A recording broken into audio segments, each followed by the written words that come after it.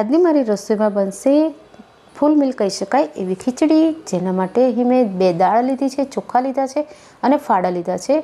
દાળ ચોખાની સાથે આપણે બટાકા, ગાજર અને વટાણાને બાફી લઈશું। તેમાં મીઠું, હળદર અને ઘી એડ કરીશું અને એને ફાડાની સાથે આપણે કુકરમાં બાફી લઈશું। 3 સીટી વાગે એટલે આપણે કુકરને ઠંડુ કરીશું।